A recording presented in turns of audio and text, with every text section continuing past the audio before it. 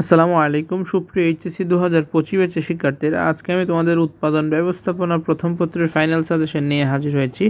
এই সাজেশনটি কোনো স্পেসিফিক বোর্ডের জন্য না, সকল বোর্ডের সকল কলেজের শিক্ষার্থীরা এই সাজেশনটি ফলো করতে পারবে। যারা একটু তুলনামূলক কম পড়াশোনা করে ভালো একটা রেজাল্ট করতে চাও, A+ পেতে চাও, তাদের জন্য এই সাজেশনটি খুবই কার্যকর হবে বলে আমি আশা করছি।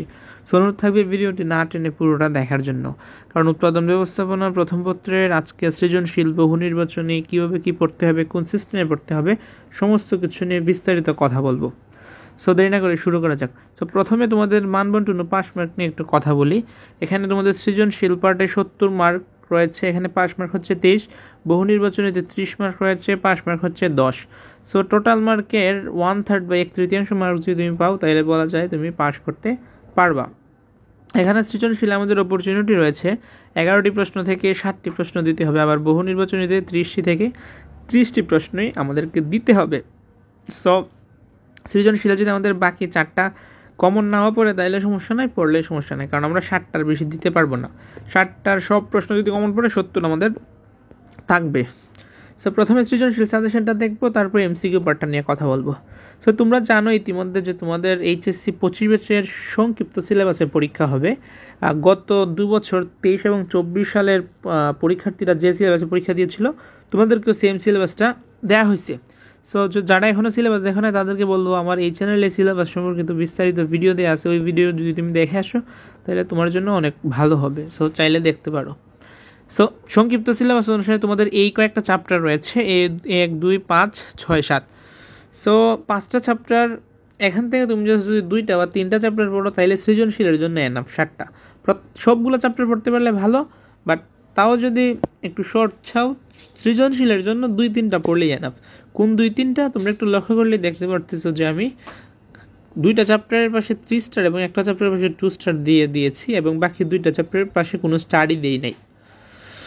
সো যেগুলাতে স্টার দিয়েছি, এইগুলো একটা চ্যাপ্টার যদি পড়ো তাইলে সৃজনশীল আমি মনে করি যে 60টি কমন পড়ে যাবে। এখানে উৎপাদনের উপকরণ চ্যাপ্টারটা খুবই ইম্পর্টেন্ট, এখান থেকে 3-4টা সৃজনশীল দিয়ে দেয়। এটা পড়বা।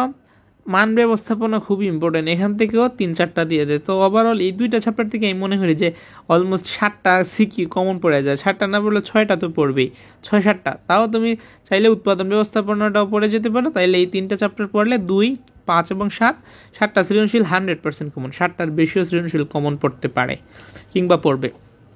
সো এই 3টা চ্যাপ্টার ভালোভাবে পড়ে যাও, তাইলে তুমি সৃজনশীলের জন্য তোমার আর কোনো চিন্তা করা লাগবে না। আর যে চ্যাপ্টারগুলো নিলাম, উৎপাদন, পণ্য ডিজাইন, এগুলো নেই সৃজনশীল, এগুলোই কাভার হয়ে যাবে। এগুলো চাইলে পড়তে পারো, MCQর জন্য কাজে লাগবে। সো অনেকে বলতে পারো যে ভাইয়া আপনি তো সৃজনশীল অপরচুনিটি রয়েছে দেখে সৃজনশীল সাজেশনটা দিলেন, কমায় দিলেন, কিন্তু MCQর ক্ষেত্রে কি বলবেন? কারণ MCQতে কোনো অপরচুনিটি নাই, MCQ 30 থেকে 30টি দিতে হবে। সো তোমাদের উদ্দেশ্যে আমি বলি একটু কথা শুনো, যে 3টা চ্যাপ্টার আমি নিলাম না সৃজনশীলের জন্য, 2, 5 এবং 7, এই 3টা চ্যাপ্টার থেকে তুমি দেখবে মোস্ট অফ দ্য MCQ এই 3টা চ্যাপ্টার থেকে চলে আসবে, প্রায় 20টা প্লাস MCQ এখান থেকেই চলে আসবে। সো এইদিকে 20+, আবার ওইদিকে সৃজনশীল 70, তো 90+ মার্ক কিন্তু তোমার কমন পড়ে যাবে জাস্ট আমার এই সৃজনশীল সাজেশন থেকে। তাহলে তোমরা চাইলে সবগুলো পড়তে পারো, তবে স্টারের চ্যাপ্টারগুলো প্রথমে পড়বা, ফার্স্ট প্রায়োরিটিতে রাখবা, তারপর বাকিগুলো। সো এটা ছিল সৃজনশীল সাজেশন। এখন তোমরা লক্ষ্য করলে বুঝতে পারবো যে আমি একটা কথা কমন বলেছি যে তোমাদেরকে ভালোভাবে পড়তে হবে। সো ভালোভাবে কীভাবে, ঠিক না? প্রশ্ন আসে ভালোভাবেটা কীভাবে? সো ভালোভাবে পড়ারও কিন্তু একটা সিস্টেম রয়েছে, নিয়ম রয়েছে। সেই সিস্টেমটা এখন আমি তোমাদেরকে দেখায় দিব, যে সিস্টেমে পড়তে হবে। MCQ এবং CQ দুইটার ক্ষেত্রেই এই সিস্টেমটা খুবই কাজে দিবে তোমাকে। যদি এই সিস্টেমে পড়তে পারো, যে কোনো ধরনের কোয়েশ্চেন আসুক তোমার প্রশ্নে, তোমার কোনো চিন্তা করার কোনো প্রয়োজন নাই। প্রথমে বলবো যে মেন বইটা পড়বা।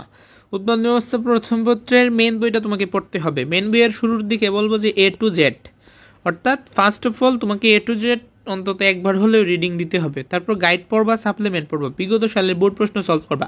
এটা হচ্ছে সবচেয়ে বেশি গুরুত্বপূর্ণ একটা বিষয়। বিগত সালে বোর্ড প্রশ্ন সলভ করলে তুমি তোমার প্রশ্ন সম্পর্কে ধারণা তোমার হয়ে যাবে যে তোমার প্রশ্নটা কেমন হতে চলেছে। কারণ প্রশ্ন কিন্তু আসমান থেকে নাজিল হবে না, প্রশ্ন তোমার বড় ভাইয়াপুদের যা আসছে তোমারও তাই আসবে। হুবহু হয়তো আসবে না, কিন্তু প্রশ্নের মান, প্রশ্নের স্ট্যান্ডার্ড, প্রশ্নের কোয়ালিটি অলমোস্ট সেম থাকবে।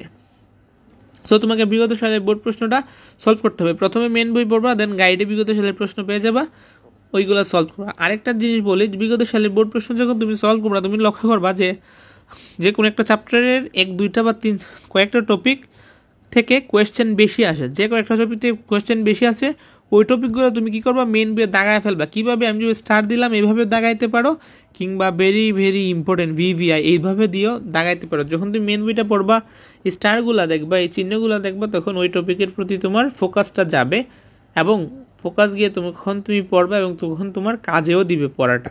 একটু স্মার্ট ওয়েতেও কিন্তু পড়তে হবে, শুধু যে পড়েই যাবা বিষয়টা কিন্তু এরকম না, একটু স্মার্ট ওয়েতে পড়বা, তাইলে আশা করি যে আরও বেশি কাজে দিবে তোমার।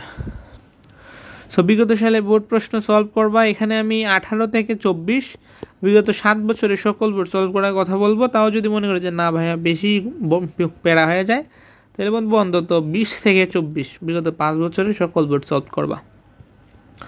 তারপর হচ্ছে টেস্ট পেপার, বোর্ড সলভ করার পর টেস্ট পেপার সলভ করবা। প্রথমে টেস্ট পেপার সলভ করতে যেও না, প্রথমে বোর্ড প্রশ্ন সলভ করবা, তারপর টেস্ট পেপার 10 থেকে 12টা কোয়েশ্চেন সলভ করলে এনাফ, এমসিকিউ এবং সিকিউর ক্ষেত্রে প্রতি চ্যাপ্টারের। তারপর যদি বেশি চাও বেশি করবে, সমস্যা নেই। তারপর হচ্ছে যারা অনেকে বলো যে ভাইয়া পারি সব কিছু বাট লিখে শেষ করতে পারি না সময়ের মধ্যে, তাদেরকে বলবো মডেল টেস্টে পরীক্ষা দাও। তোমার গাইডের পিছনে দেখবা মডেল টেস্ট রয়েছে, হ্যাঁ গাইডের পিছনে মডেল টেস্ট রয়েছে। সো সেই মডেল টেস্টে তুমি সিলেবাস শেষ করে, সাজেশন শেষ করে, কেমনে শেষ করবা দেখাই দিলাম এতক্ষণ, এই সিস্টেমে তুমি শেষ করবা। শেষ করার পর তুমি লাস্টে মডেল টেস্টে যদি 1-2 বার পরীক্ষা দাও প্রতি চ্যাপ্টারে, বা কয়েকটা চ্যাপ্টার যদি পরীক্ষা দাও 1-2 বার, তাইলেই তোমার হাতের লেখাটা অনেক স্পিড হবে এবং তোমার আর এই সমস্যাটা থাকবে না বলে আমি আশা করছি। এমন কোনো মন্ত্র বা সূত্র নাই যে সূত্র বা মন্ত্রের মাধ্যমে তুমি তোমার সমস্যার সমাধান করতে পারো। তোমাকে একটু পরিশ্রমী হতে হবে এবং প্র্যাকটিস করতে হবে, তাইলে আশা করি যে আর সমস্যাগুলো থাকবে না যে সময়ের মধ্যে শেষ করতে পারো না।